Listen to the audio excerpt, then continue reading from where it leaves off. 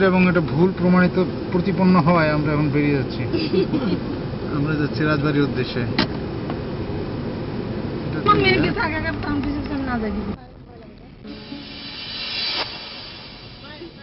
আমরা আসলে এখন রাজবাড়ির দিকে যাচ্ছি।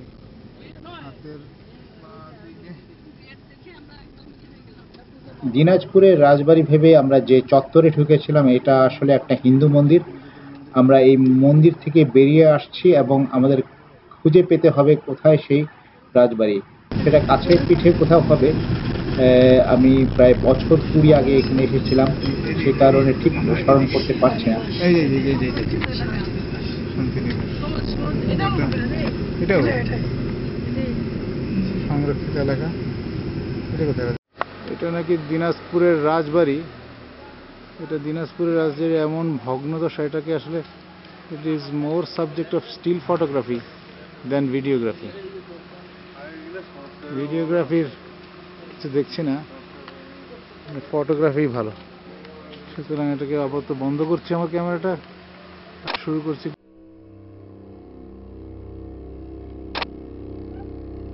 আমার সঙ্গে এখানে কেউ নামতে রাজি হয়নি, কারণ জায়গাটা খুবই অপরিচ্ছন্ন, জংলা এবং সাপের ভয়।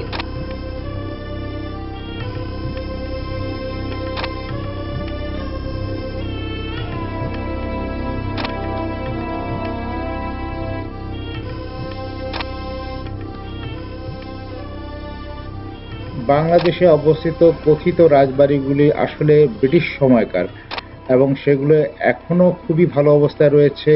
কোনোটা রিসোর্ট হিসেবে ব্যবহৃত হচ্ছে, কোনোটা সরকারি দপ্তর হিসেবে ব্যবহৃত হচ্ছে, কোনোটা আবাসিক বাসভবন হিসেবে ব্যবহৃত হচ্ছে। কিন্তু এই রাজবাড়িটির ভগ্নদশা কেন আমি ঠিক বুঝে উঠতে পারছি না।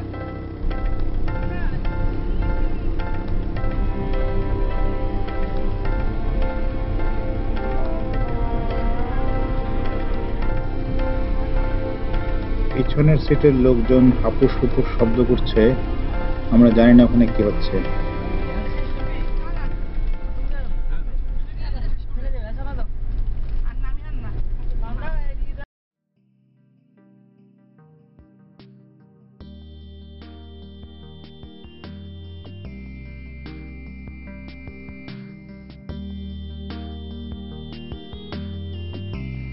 আপনার সফর সঙ্গী যদি কন্যা, যা জননী এদের কেউ হয়, তাহলে আপনারা প্রতিটি ভ্রমণের সঙ্গে একটা শপিং টাইম রাখবেন।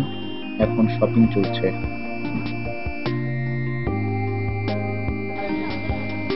অসংখ্য চুরি, নানা রঙের চুরি।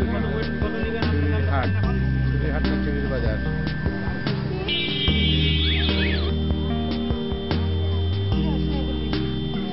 ভাঙবে না, কালার নষ্ট।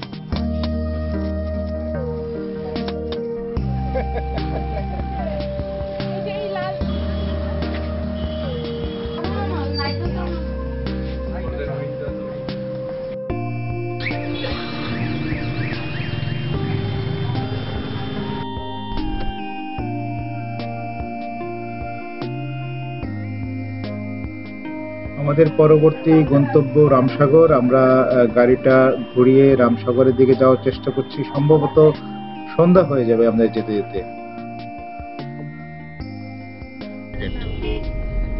আমি আরো দুবার এই রামসাগর এলাকায় এসেছি। 1987 সালের দিকে আমি যখন একটি প্রজেক্টে পোস্টেড ছিলাম, তখন এক বেলজিয়ান ভদ্রলোকের সঙ্গে আমরা এখানে এই এলাকা উত্তরবঙ্গ সার্ভে করতে এসেছিলাম। তখন একবার রামসাগর এসেছি। পরবর্তী পর্যায়ে 1992 বা 93 দিকে আমরা এসেছিলাম স্টাডি ট্যুরে।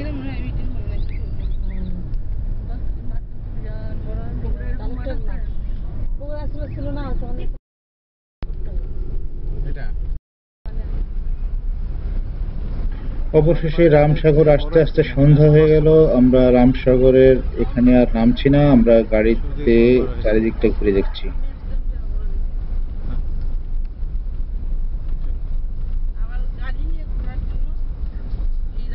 যেহেতু সন্ধ্যা, সেহেতু জীবনানন্দ দাশ সমস্ত দিনের শেষে শিশিরের শব্দের মতন সন্ধ্যা আসে, ডানার রোদের গন্ধ গন্ধ মুছে ফেলে চিল। সব পাখি ঘরে আসে, সব পাখি ঘরে আসে, সব নদী ফুরায় এই জীবনের সব লেনদেন। থাকে শুধু অন্ধকার, মুখে বসে আর বড় বাতাসে।